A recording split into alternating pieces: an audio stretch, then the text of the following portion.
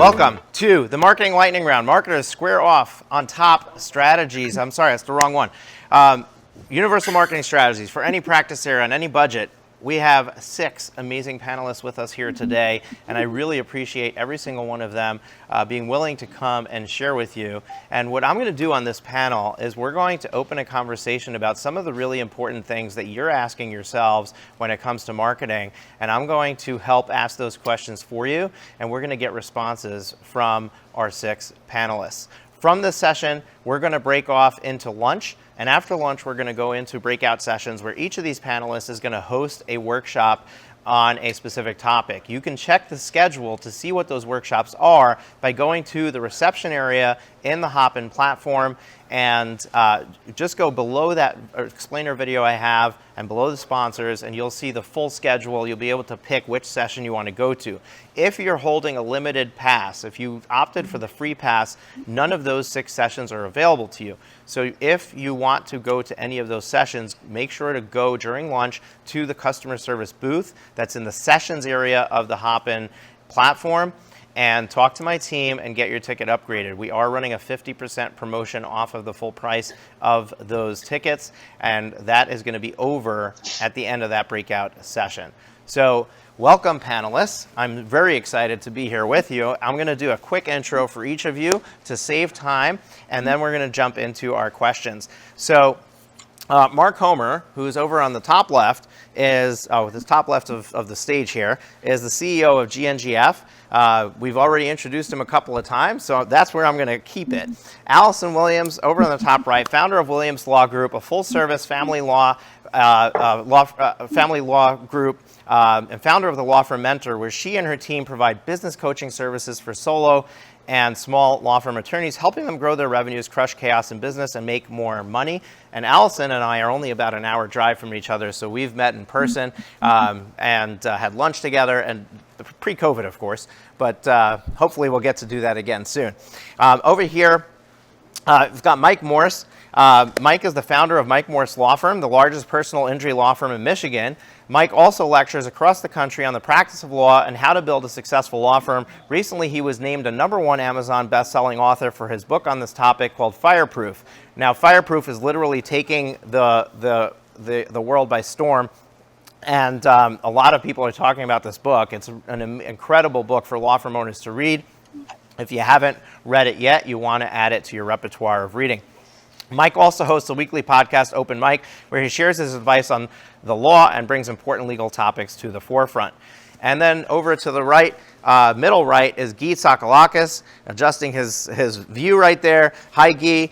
Guy helps law firms grow with digital media. He's a licensed non-practicing lawyer himself, and he's familiar with the unique considerations of both effectively and ethically marketing a law practice online.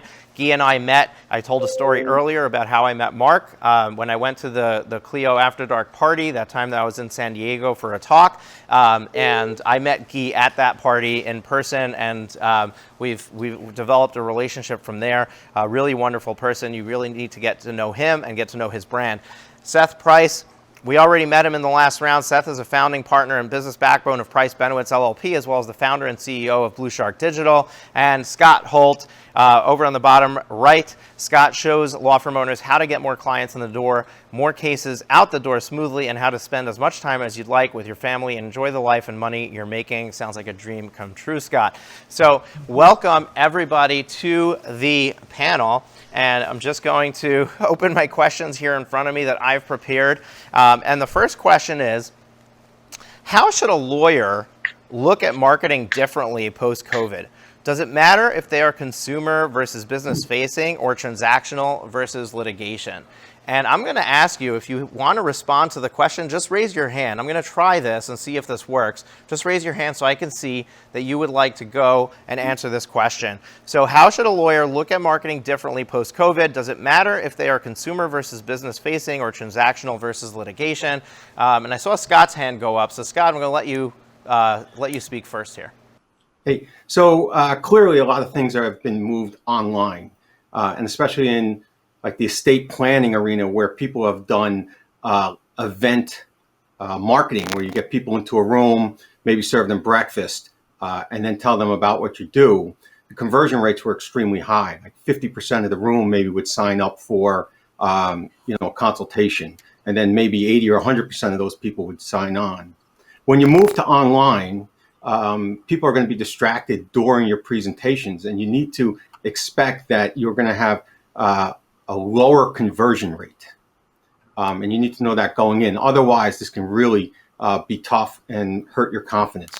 But it's cheaper to do it online, so you could do it more often, even make it evergreen. So people who embrace that actually can end up making more money than they did when they did it in person. Awesome, Scott. Anybody want to add on top of that to what Scott said? Guy, I'm going to let you go. Sure. So I'm kind of, a ton has actually changed. A lot of the things we've been talking about for years have just been accelerated in light of being remote only. The big points there being that you've got to lead with empathy. You've got to lead with gratitude. You've got to understand people in the situations that they're in with these new challenges. And certainly your messaging should reflect some of that. If anything's really changed, I think this has been said many, many times, but making things more frictionless for virtual. So whether that's taking online payments, whether it's e-signatures, whether it's being able to have Zoom consultations, that stuff is real change for a lot of firms that have never done that before. But from a marketing messaging standpoint, I still think it's like, you got to be where your clients are, and you've got to be thinking about and responding to the things that are on their mind, things that keep them up at night, and how you're uniquely qualified to help. Awesome, Guy. I love that. I love that your response is like, "Hey, nothing's changed, but you can do X, Y, Z."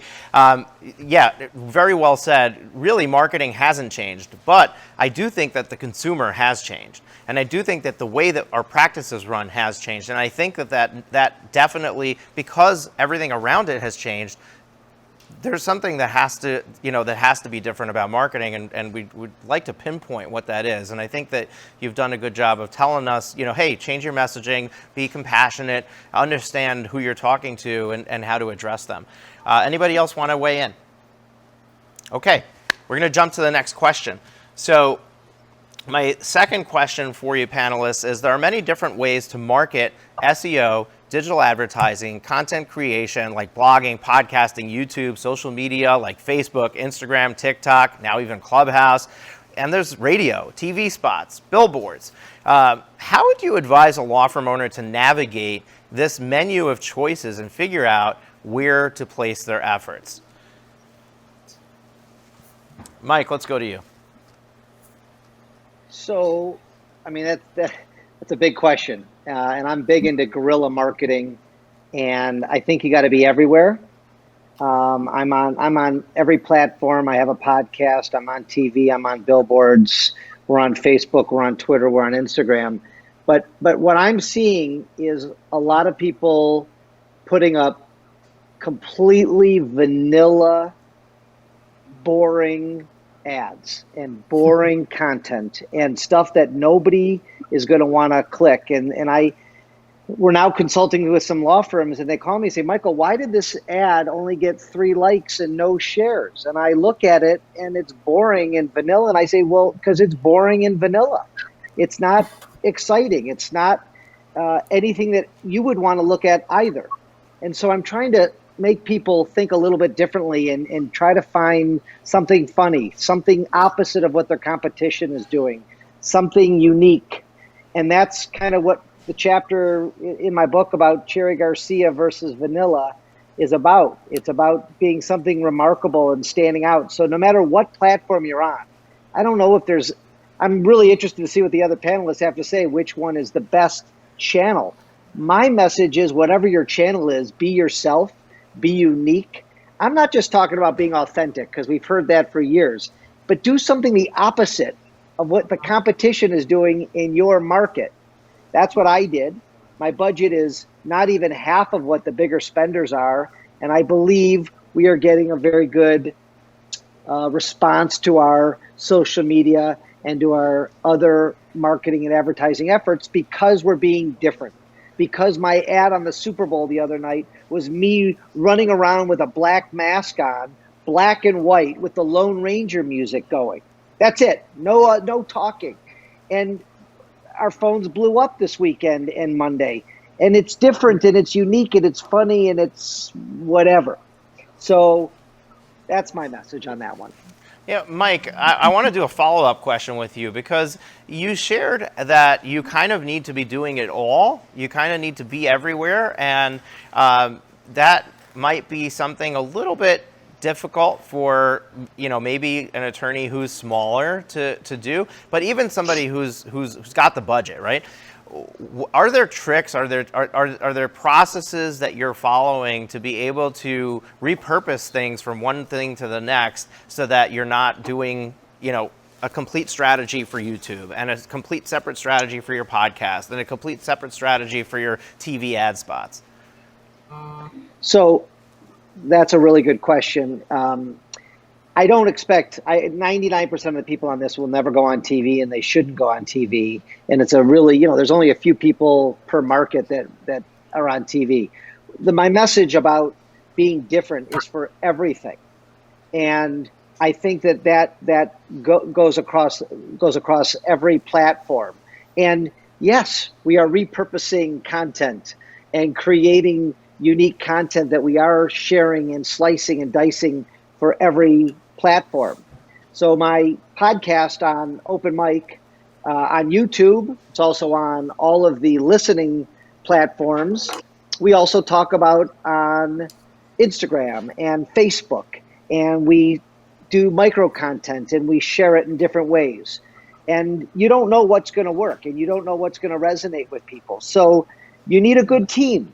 You need a good team of people, creative people who are going to be able to help advise you, help place it in the right areas, help tag it the right way, and help market it the right way. And it's a challenge because every lawyer on this webinar podcast that we're doing right now is fighting for attention. And that's the name of the game, is how to get attention and how to get listeners and how to get eyeballs.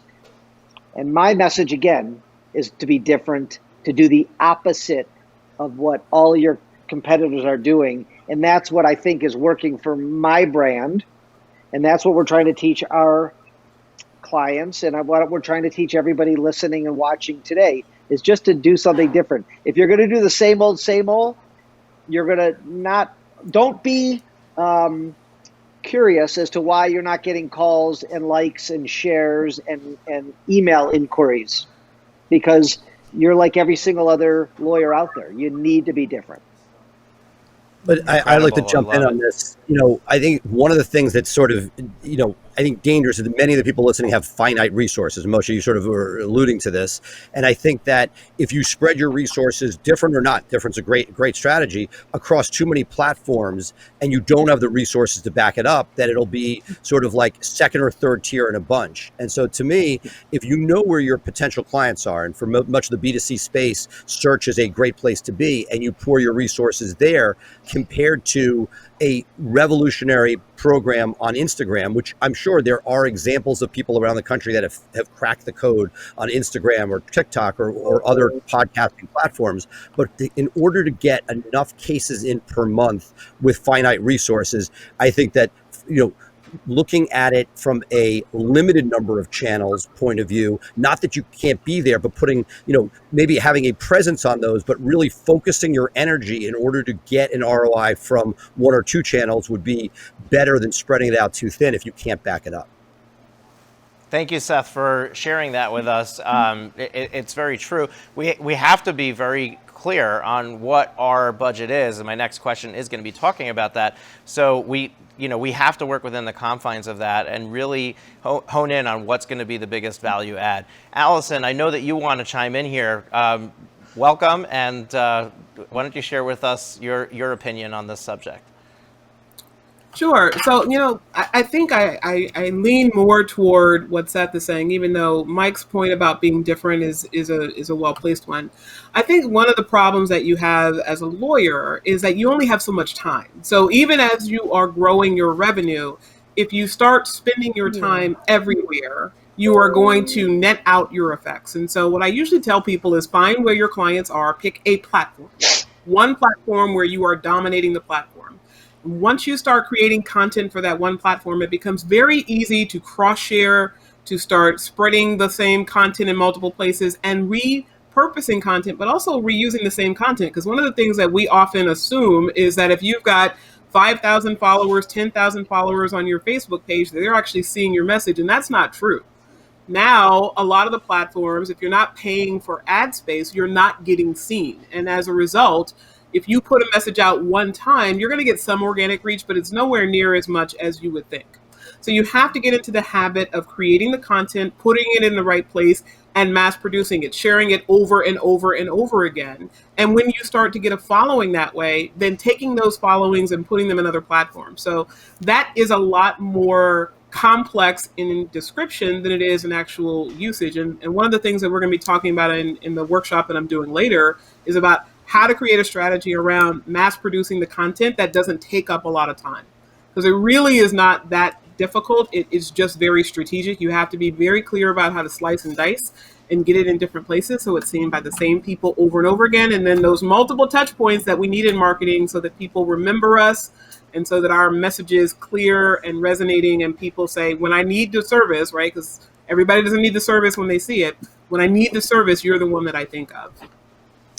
Thank you, Allison. And I love that you went to the resources that we have and what's available to us.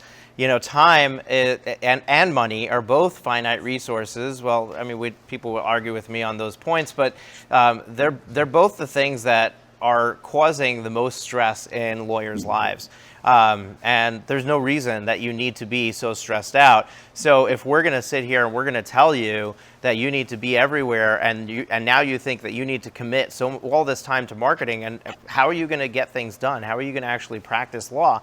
I agree that you have to figure out how to navigate that and how to make the best of your time. And I love that you're doing that as your breakout session topic, Allison. Anybody else want to chime in? I don't see any hands. We're going to jump to the next question. Oh, Guy, go ahead. Well, I just wanted to, I think it's for folks paying attention to this, I think it's important to remember that different firms are at different stages. And so, and your resources are different based on where you are in those stages. You're brand new, like the amount of resource that's going to require to be competitive in brand building is going to be different. And so, I think that's important. It's an important part of the conversation. The other thing that I just wanted to say, and I think Seth made this point, and again, I'm a search nerd, so maybe I'm search biased, but the difference with search has intent, right? So people are out there looking for whether it's an answer to a question or if they're lower funnel and they're looking for a lawyer. So I would keep that in mind too. And it's different than something like social where you can build community, you can participate in groups. I think that stuff's extremely valuable. It's great for referrals. It's great for relationship building. But if you're talking about direct response, search is tough to beat from an efficiency standpoint, just because of the fact that people are actually looking versus Facebook. Unless you're in a group context, someone's asking for a recommendation. People aren't there to receive advertising message in the same way. So it's more similar to extremely targeted TV because it's more interruption based, but not a reason not to do any of those things. I just think it's a nuance as part of the conversation to recognize your strategy, your budget, the time and money you spend are going to depend on where you are. And those are the types of things that should inform what you're doing, what you're spending money on, what you're spending time on. Yeah, and Guy, just to follow up to your point, and maybe another question pointed at you, a lot of times the biggest challenge that law firm owners have when it comes to their marketing is trying to figure out what they should do within the resources and the budget that they have. And one of the questions I'm going to ask is about people doing marketing versus outsourcing their marketing. I'm a firm believer that lawyers should not be trying to become good marketers or marketing experts is what I should say. You need to be a good marketer, but you shouldn't be trying to become a marketing expert. And getting good at search requires you to be an expert, right? So you need to hire somebody to help you with that process, with getting good at search. So it's not just the blog post writing, it's how you're tagging the page and how you're wording your article and how many times that keyword is showing. I don't know anything about search, but I do know enough to know that you need to get those things right in order to be able to rank in Google search. So my question is how does somebody navigate that conundrum of, hey, I need leads now, I don't necessarily have $2,500 to give to a marketing company to do that for me. What is the work I could do now that will produce results without me needing to go through a bunch of education courses to figure out how to be an expert marketer, and at the same, so be able to farm out my marketing, but be able to do it in a way that I'm stepping into the budget that is required to win at certain things like search and Google PPC and things like that. Well, I go back to the same kind of thing whereas, I think some of these conversations, we sometimes put the cart before the horse. The first question is where are you as a business? Where are you in the role in your firm? Are you gonna be the rainmaker? Are you practicing law most of the time? There's only so much time in the day, and so building a plan that's going to try to help facilitate reaching a certain objective. And your objectives are going to be different, right? So if you're a much larger firm, you've got to feed the machine a different way than a solo is, and practice area matters and geography matters because the competitive landscape is different. So I would say start with the plan, take an assessment of like where you are from a technical standpoint. But if you're just getting started, I'd spend a lot more time. I think this is was brought up earlier, but I'd focus on who you are, what you can do now, how you are different, and start putting that out into the marketplace so that you can see how it's resonating. And if you have no budget but you have time because you don't have any clients, I'd be spending time on doing video. I'd be I'd be participating in Facebook groups, doing interviews, meeting people online.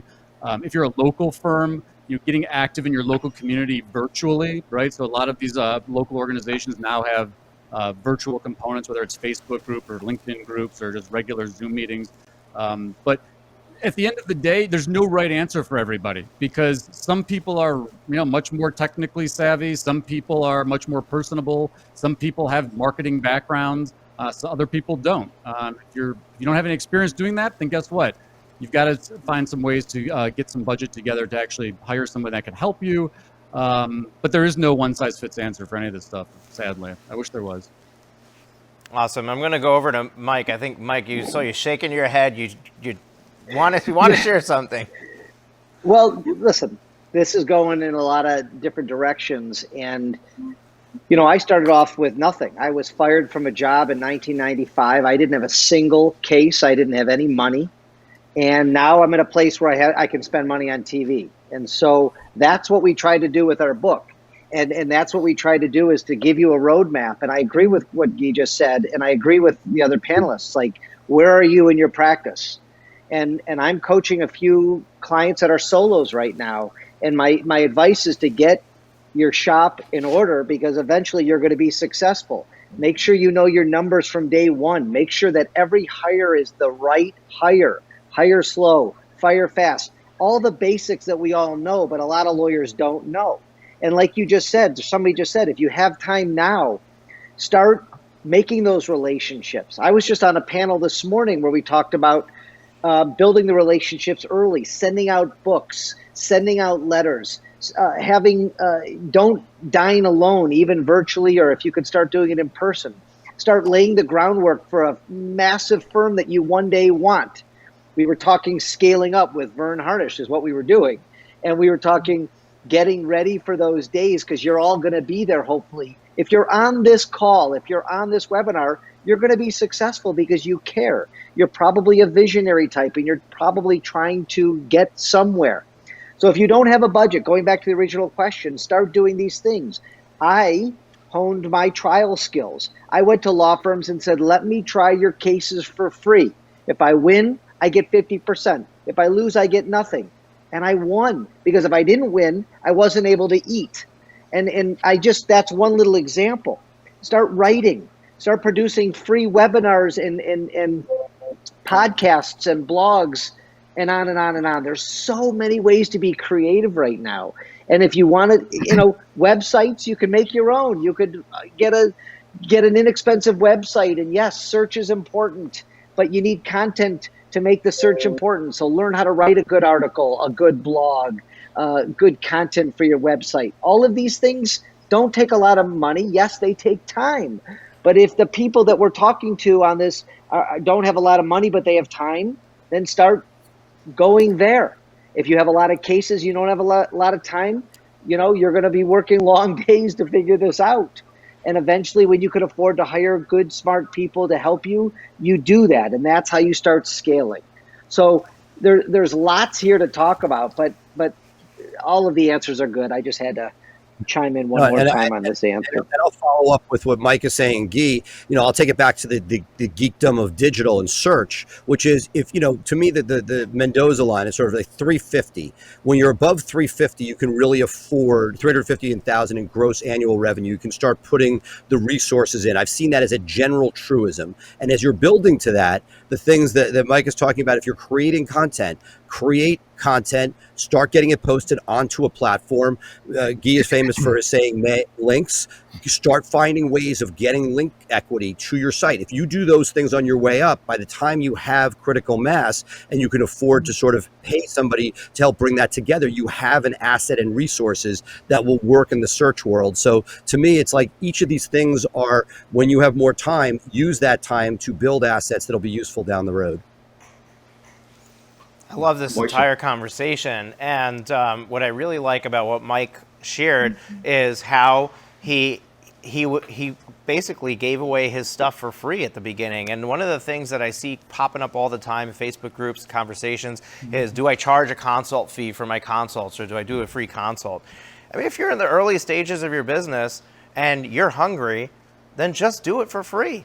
Get people in the door. So there's definitely those stepping stones, and I love that you share those experiences, Mike, because that's how you got to where you are, is by taking those risks and by doing those things and by putting sweat equity in, and people need to hear that. And like Seth just said, if there's a level that, okay, when I hit this $350,000 level, that makes me ready to spend significantly on marketing enough that it's going to move the needle for me, then that should be your goal. That should be your first goal is, how am I going to get to 350,000 in revenue? How am I going to, I just shared, Neil Tyre, I think, is in the chat right now. He's the Law Entrepreneur podcast. He has a old episode back at the end of 2018 where he interviewed, I think her name is Katie Floyd. I just shared it with somebody on Facebook, so I think it's episode 153, something like that, where she shares how when she first got started, she sent a box of donuts to every law firm. I think it was a box of donuts. I could be wrong. But I think a box of donuts to every law firm in the area saying, hey, I'm open for business. This is the area of law that I'm practicing. I wanted you to know that I'm here, and I'm looking to make relationships with other attorneys. And that's how her business grew overnight, because of that one simple act that she did. And you need to come up with things like that that are going to move the needle for you, so that you can focus on marketing. And I think that this is a great way to segue into our next question, which is that of budget. I get this question all the time. How much should I be spending on my marketing? And the answer is, you're probably spending too much based on where you are in revenue. But I want to talk to my panelists. I want to say, okay, is there some sort of guideline that we can give somebody to say how much they can spend on revenue? Mark, you've been quiet all along, but I know that you're a big fan of Profit First. I'm sure you've got percentages for me. Tell me, what should somebody be looking at to determine their marketing budget? Yeah, I mean, I need to, temper this. First of all, I think Allison and Seth and the people who's are actual law firms, lawyers in the chat probably want to hear what did you spend? What do you spend? Right. But I come at it from an entrepreneur standpoint, and I've studied small businesses for a long time. The number, first of all, you have to spend on marketing. That's just something, right? However, in the beginning, think about how much your time is worth. If you're not billing, or if you're not, however your business model is set up, take that percent and apply it to your time. So I agree with somebody earlier. You got to hustle, right? I mean, I think when I first started the agency 10 years ago, we had a book and we got in a car and drove around the country and spoke a lot, right? I mean, that was we had to hustle. That was our time. We couldn't spend money. So, I always say if you're not spending 7% of revenue on marketing, you're falling behind. That's some number around there is a fall behind. In legal, maybe it pushes up to 10% depending on your market, just because it's competitive and a lot of people are spending a lot of money.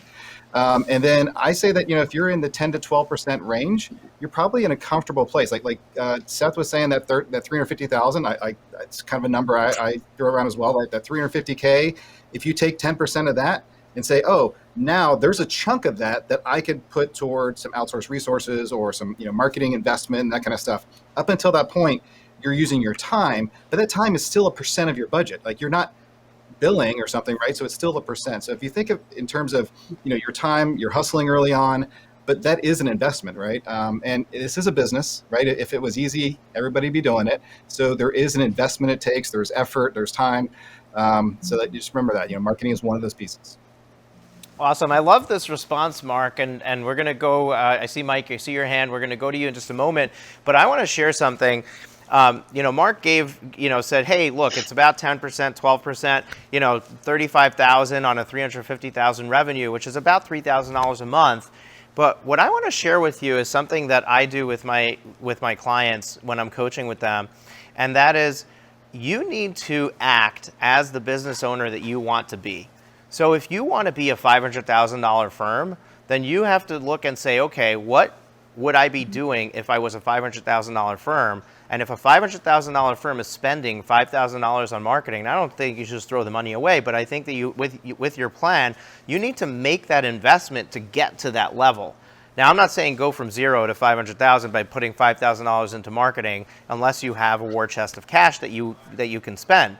But the reality is that you have to do what you want to be in order to be that person. It's not going to happen the other way around.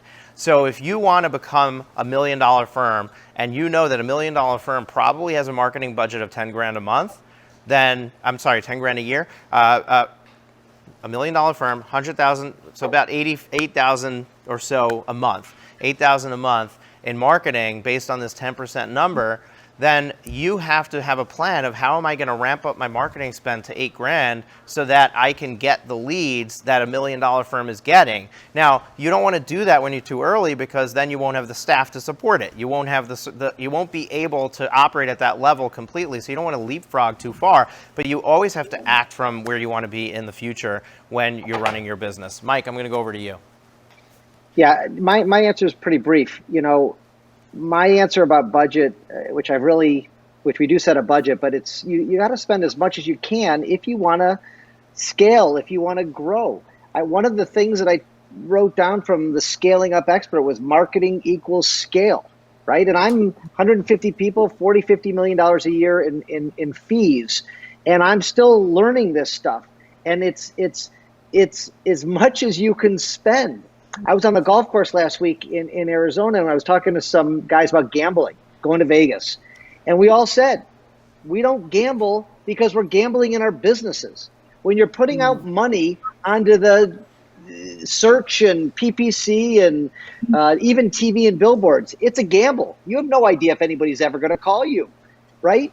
So, but it's a gamble, and either you got the stomach or you don't. And my advice is you spend as much as you can if you want those cases and you want to be successful.